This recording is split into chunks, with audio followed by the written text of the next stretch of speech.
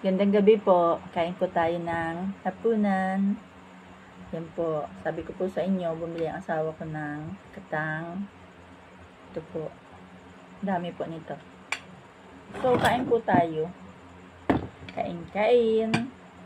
Sana naman. I wish naman na ikaw ay walang ano sa loob. Walang putik.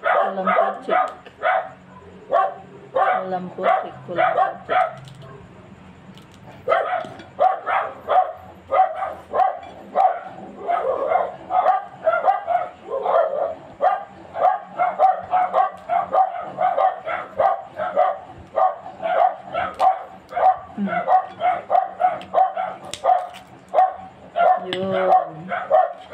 I love it. Sarap.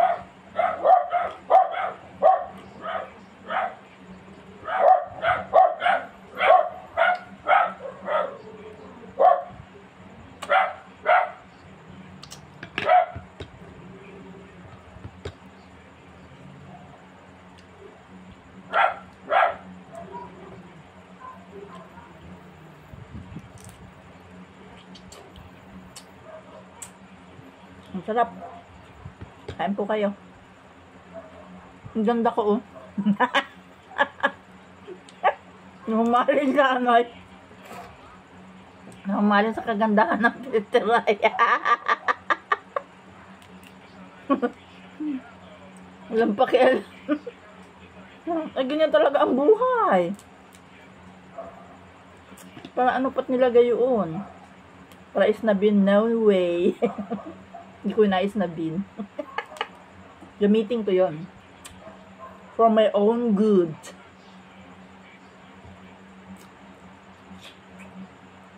Di po ba?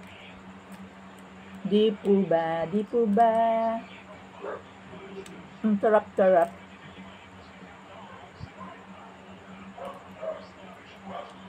Pag sa kabutihan, ang paggawa, gawin mo nang may makapalang yung mukha sa kabutihan. Pero pag sa kasamaan, mahiya-hiya naman ang mukha mo. Ganun yun.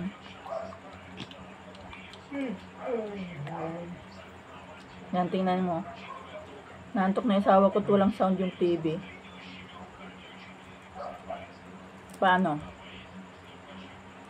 Yung kung magsalita din ng kung ano-ano. Impersonal ko na lang ito. Sasabihin sa asawa ko kasi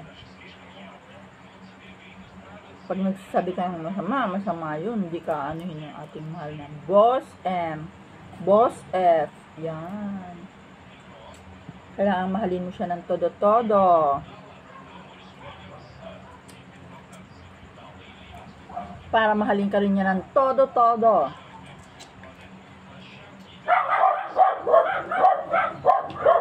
Todo na to. Ang sarap-sarap. Ang sarap-sarap.